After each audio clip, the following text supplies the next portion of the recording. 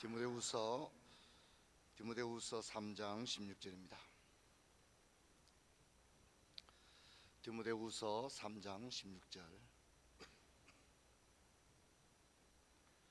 우리 같이 읽겠습니다. 모든 성경은 하나님의 감동으로 된 것으로 교훈과 책망과 바르게 함과 의로 교육하게 유익하니 아멘. 우리 옆에 있는 분과 한번 인사하겠습니다. 반갑습니다. 교회에서 어떤 임명을 하는 것은 굉장히 중요한 겁니다. 반주 같은 경우도 주일 새벽 40일 특세는 누가 반주를 한다는 게 다 있지 않습니까? 어떤 경우에도 대타를 하고 그래 하지 마십시오. 임명이라고 하는 것은 반주를 하는 것은 찬양대를 섬기는 것은 굉장히 중요한 겁니다. 여러분들께서 새벽에 나와 반주하고 이런 거 쉬운 일이 아닌 거 너무 잘 압니다. 하지만 제가 말씀드렸죠. 현역으로 있을 때는 목숨을 걸고 충성하십시오. 목숨을 걸고 충성하시길 바랍니다. 우리 교회 장로 12명이고 권사님이 100명이고 그게 중요한 게 아닙니다. 여러분, 우리 교회 장로님들이 많지만 조만노 장로님 한 사람밖에 없습니다. 조만노 장로님을 대신할 수 있는 사람이 없어요. 그렇죠? 그러니까 내가 교회에서 어떤 직분을 맡았다 그러면 그걸 누가 대신할 수 있는 게 아니에요. 제가 맡은 직분도 대신할 수 없지 않습니까? 그렇죠? 누가 좀 대신해달라 할 수 있는 게 아니잖아요. 제 사명을 제가 다 해야 되는 거잖아요.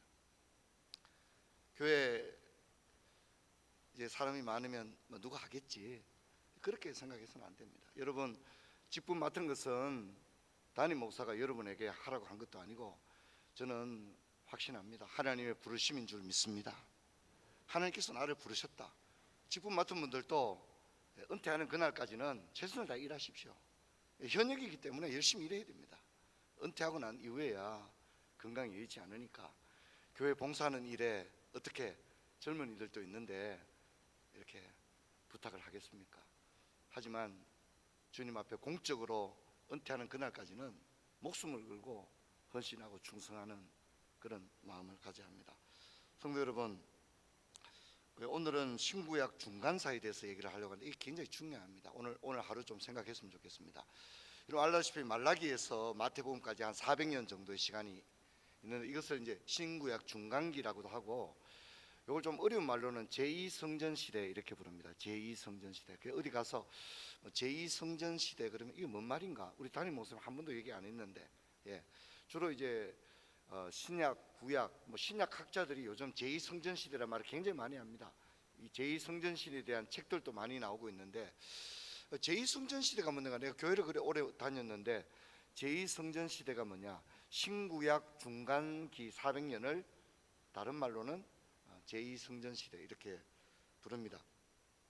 자, 여러분 우리가 구약의 마지막 성경이 말라기입니다. 말라기는 시대적으로 어느 시대죠? 페르시아입니다. 페르시아. 그런데 400년의 시간이 지난 다음에 이 400년 동안에 사실 진짜 많은 일이 있었어요. 이 400년 동안에 있었던 일이 어마어마한 일이기 때문에 이 말라기의 페르시아, 우리가 아는 대로 고레스 왕, 아닥사스다 왕 이런 기억나시죠, 그죠? 이제 이 이후에 그냥 시침이 뚝 떼고 그냥 바로 헤로드 왕이 나오고 로마 제국이 나오냐 그렇게 생각하면 안 됩니다. 그래서 말라기의 페르시아 제국 바로 로마 제국으로 넘어간 게 아니란 말이죠. 400년 동안에 엄청난 일이 있었습니다. 여러분 먼저 우리가 아는 대로 이스라엘은 참 많은 나라의 지배를 받았죠. 어떤 나라의 지배를 받았습니까? 일단은 아시리아의 지배를 받았죠. 그 다음에 어느 나라의 지배를 받습니까? 바벨론의 지배를 받았습니다. 그 다음에 페르시아의 지배를 받습니다. 그 다음에 헬라, 즉 그리스 알렉산더 대왕의 이 그리스의 지배를 받습니다. 그리고 나중에 로마의 지배를 받게 됩니다. 여러분 이스라엘은 페르시아 제국으로부터 무려 200년 동안 지배를 받습니다. 여러분 바벨론 제국으로부터는 몇 년 동안 포로 생활했죠? 70년 포로 생활했는데 이 성경에 나오지 않는 이 신구약 중간기에 나오는 역사 가운데서 페르시아 제국으로부터는 무려 200년 동안이나 지배를 받았다는 겁니다. 그러면 200년 지배를 받으면 영향력이 좀 있겠어요, 없겠어요? 상당하겠죠. 우리나라도 일제강점기에 그런 36년의 그 역사 흔적이 아직도 있는데 200년 지배를 받았다. 그러면 상상할 수가 없는 일이거든요. 대체적으로 300년 이상의 지배를 받으면 언어와 모든 걸 다 잃어버린다고 합니다. 그래서 지금 라틴 아메리카에 가면 거기 있는 그 사람들은, 원주민들은 자신들의 언어가 하나도 없잖아요.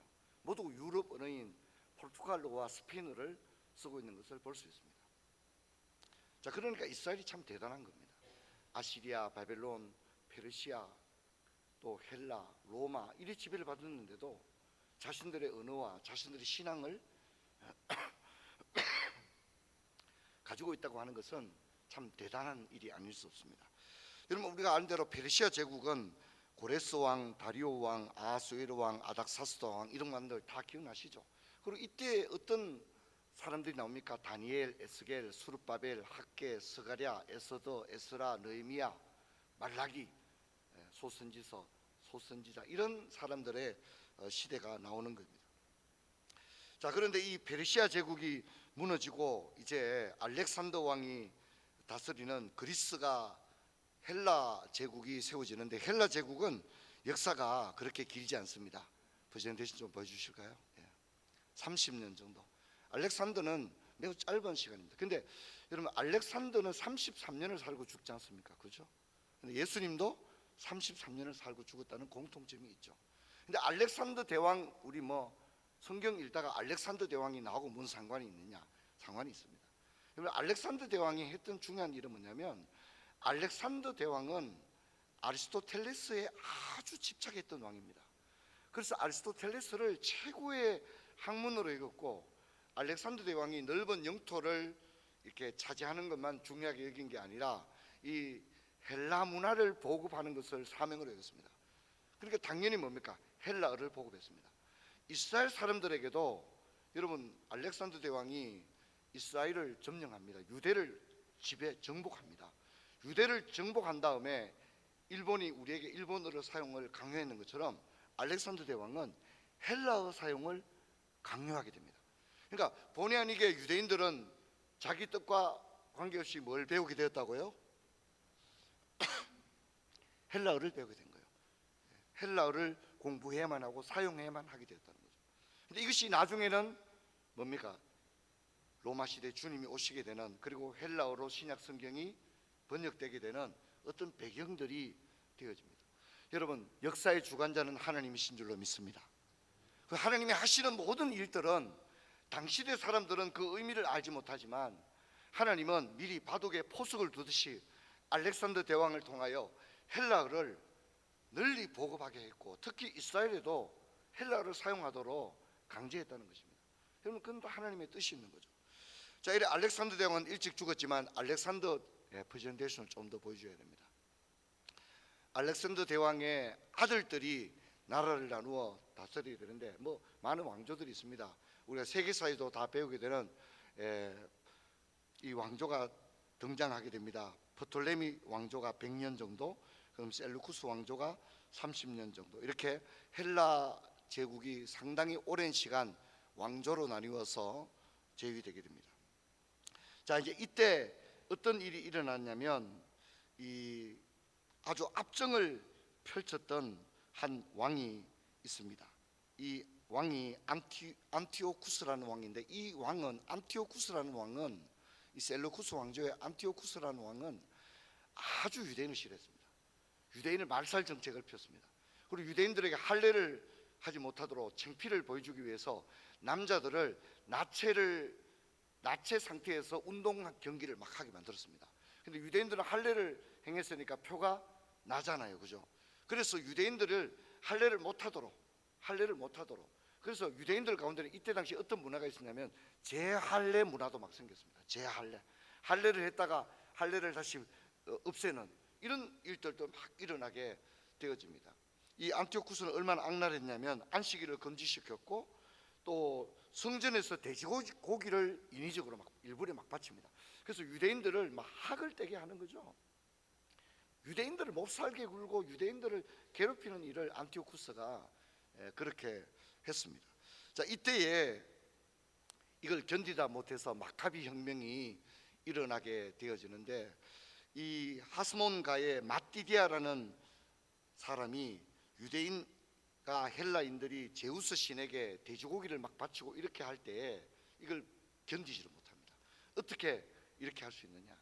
그래서 그가 그 우상에 절하는 그 헬라 관리들을 죽이게 됩니다. 이 일로 인해서 안티오쿠스는 유대인들을 1,000명을 학살을 해버립니다. 엄청난 사건이 일어나죠.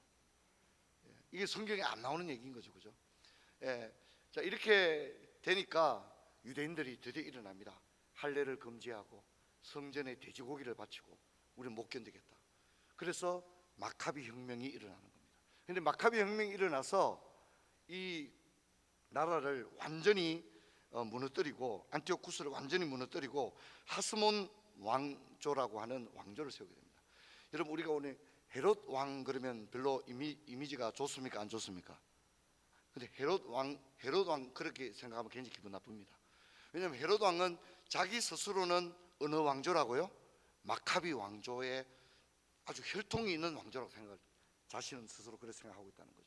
그래서 마카비 왕조 시대에 하스모니안 왕조와 하스몬 왕조가 끝난 다음에 헤롯 왕이라고 하는 헤롯 왕조가 생겨나게 되는 거예요. 그래서 우리는 이 지금까지 모든 이야기를 다 빠져버리고 갑자기 누구 얘기로부터 시작되죠? 헤롯 왕부터 그냥 시작이 되는 거죠. 헤롯 왕부터 이야기가 시작되어지는데, 사실은 이 헤롯 왕도 이스라엘 역사에 있어서는 아주 중요한 그런 인물 중에 왕조 중에 하나다, 그렇게 이야기를 할 수 있습니다. 그리고 이제 로마가 유대를 정복하게 됩니다. 그리고 헤롯이 유대인의 왕이 되어집니다. 그래서 우리가 이제 이 신구약 중간기 말라기에서 마태복음으로 넘어오는 사이에 이렇게 많은 왕조들이 바뀌었다는 사실을 우리는 기억을 해야 되겠습니다. 그래서 페르시아, 헬라, 마카비 왕조, 로마로 이어지게 됩니다. 그래서 성경에 언급되어 있는 부분은 바로 페르시아인데, 성경에는 페르시아라고 안 나오죠. 성경에 페르시아라고 안 나옵니다. 뭐라고 나옵니까? 바사 제국이라고 나옵니다. 바사 제국, 바사라고 나옵니다. 그 다음에 헬라, 헬라 그러면 여러분 우리는 알렉산더 대왕을 생각하면 되고, 그 다음에 마카비 왕조가 100년 정도 존속이 되어지고 로마로 이어집니다. 그래서 역사를 좀 이렇게 보게 되면 페르시아가 한 200년 정도 이스라엘을 다스리게 되고, 헬라가 30년, 또 프톨레미 왕조가 100년, 셀루쿠스 왕조가 34년, 마카비 왕조가 100년, 이렇게 이 중간기의 시대를 지배했던 그런 나라들이다, 이렇게 이야기를 할 수가 있습니다. 그리고 로마 제국, 예수님 때 이제 로마 제국이 되는 거죠. 그래서 페르시아에서 바로 로마 제국으로 중간사가 연결됩니다. 자, 이 중간기에 관한 이야기들은 앞으로 이제 제가 마태복음부터 뭐 열심당문이라든가 이런 거 나올 때마다 조금씩 여러분과 함께 이야기를 나누기를 원합니다.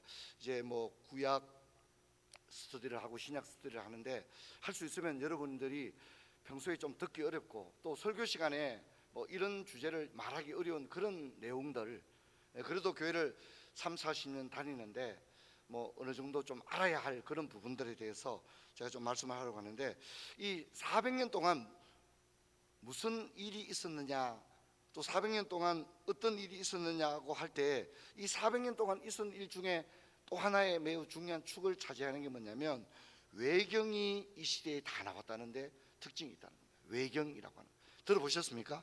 외경이라고 하는 거예요. 그런 게 있습니다. 외경, 가경이란, 자, 뭐 따랐다. 정경이란 게 있죠. 정경이 뭐죠? 신구약 66권을 정경이라고 합니다. 한번 따릅시다. 가경, 위경, 외경, 이런 것들이 있습니다. 근데 문제는 이런 것들이 다 이 400년 동안에 다 만들어졌다는 거예요. 이 400년 동안 혼란한 시기에 이런 것들이 다 생겨났다는 겁니다. 그래서 먼저 이 구약의 외경을 보면 쭉 나와 있죠. 여러분들 뭐 들어본 것도 있을 텐데, 여기서 좀 유명한 것은 뭐 다른 것은 잘 여러분 기억을 하기는 어렵습니다. 근데 여기 좀 여러분들 한 번씩 들을 수 있는 기회가 있는 게 뭐냐면, 마카비 1서 2서 이런 것들은 종종 인용되는 경우가 있습니다. 학자들에 의해서. 그리고 예수 믿지 않는 학자들 중에도 마카비 마카비 시대 마카비 1서 2서를 인용하는 경우가 있기 때문에 나 교회를 그래 오래 다녔는데 마카비가 뭔지 나 생전 처음 들어보네. 그래 얘기하지 마시고 요게 어느 시대 마카비 왕조 시대에 나온 거겠죠. 이해되겠죠, 그죠? 마카비 왕조 시대에 나온 바로 외경이다, 그렇게 기억하면 되겠습니다. 그리고 또 이제 신약의 외경도 이 시대에 나오게 됩니다. 그래서 히브리서 복음, 에비온 복음, 베드로 복음, 도마 복음. 이 도마 복음은 도울 김용옥이 EBS에서 도마 복음 강의를 막 하고 그랬어요. 정신 나간 사람이에요. 미친 사람 아닙니까? 난 진짜 웃긴다고 생각해요. 요한복음이나 하고 이러지. 그래서 사람들이 야, EBS에서 갑자기 도마복음 강해 막 이렇게 나오니까 이 뭐야, 성경에 도마복음이 없는데 웬 도마복음에, 이런 걸 다 뭐라 한다고요? 외경이라고 하고, 이런 것이 이제 이 시대에 이해되겠죠? 배경을 두고 나오게 되어집니다. 근데 여러분, 이런 거 왜 만들어졌느냐 한번 따릅시다. 비밀 종교 집단, 비밀 종교 집단에서 자신들만의 사경을 만들었다는 겁니다. 계시를 받고 자기들만의, 이해되겠죠? 몰몬교회 몰몬경이라는 게 있잖아요. 이해되겠죠, 그죠? 그런 것처럼 비밀 종교, 비밀 종파에서 자신들만의 어떤 성경으로서 이런 외경들을 사용한 것으로 보여집니다. 그런데 여러분, 이걸 인정하는 데가 있다는 게 문제가 있다는 거죠. 이걸 누가 인정하냐면 로마 가톨릭이 이걸 인정합니다. 로마 가톨릭이 가지고 있는 이 공동번역 성경에는 이게 다 나옵니다. 지금 제가 말씀드린, 한 번 더 비춰주시겠어요? 예, 구약의 저 뭐 마카비 1서 2서, 토빗, 유딧, 솔로몬의 제책이 다 나옵니다. 예. 로마 가톨릭은 저것을 성경은 아닌데 자기들은 이제 말을 또 갖다 붙여요. 뭐라 붙이냐면 제2의 정경이다, 제2의 정경이다, 이걸 이제 갖다 붙여서 그렇게 합니다. 하지만 우리 프로테스탄트는 전혀 이것을 인정하지 않습니다. 그리고 어떤 학자도 이걸 인정하지 않습니다. 왜냐하면 이건 성경이 아니기 때문에. 이건 뭐라고 말해야 되는 거죠? 문학 작품이라고 말해야 되는 거죠. 성경이 아닌 문학 작품에 해당이 되어집니다. 자, 그래서 웨스트민스터 신앙고백서 제1조 3항을 보면 여기에 대해서 분명히 언급을 해놨습니다. 보통 외경이라 부르는 책들은 하나님의 영감으로 기록되지 않았으니, 자, 이것이 성경이 될 수 없는 결정적인 이유는 뭐라고요? 하나님의 영감으로 기록된 것이 아닌 단순한 하나의 문학 작품에 지나지 않는다는 겁니다. 그러므로 하나님의 교회에서 어떤 권위도 없습니다. 이건 권위가 없습니다. 그리고 사람의 글 이상으로 달리 인정하거나 사용하지 말아야 한다라고 말합니다. 주일 제가 설교 강단에서 갑자기 마카비 1서 2서를 막 인용하고 이렇게 하면 올바른 겁니까? 올바르지 못한 겁니까? 올바르지 못한 겁니다. 그렇게 하면 안 되는 겁니다. 왜냐하면 이것은 하나님의 성경으로 전혀 인정할 수 없는 거라고 말하면 어떤 권위도 없다. 사람의 글 이상으로 달리 인정되거나 사용되지 말아야 한다. 자, 이걸 뭐라 한다고요? 사람의 글 이상으로 사용해서는 안 된다. 그렇게 분명히 이야기를 하고 있습니다. 여러분, 우리는 정경의 가치에 대하여 깊은 마음을 가져야 합니다. 제가 신약 성경을 사랑할 수밖에 없는 책이라고 말했는데, 정경만이 하나님의 영감으로 기록된 성경이기 때문입니다. 그래서 이제 우리가 성경을, 신약 성경을 사랑뿐만 아니라 바르게 읽는 거, 그냥 아무거나 다 성경이고 이게 아니라는 거죠. 하나님의 말씀이 분명히 정해져 있다고 하는 사실을 잊지 말고 믿음으로 나갈 수 있는 그런 저와 여러분 되기를 주의 이름으로 축원합니다. 우리 찬양하는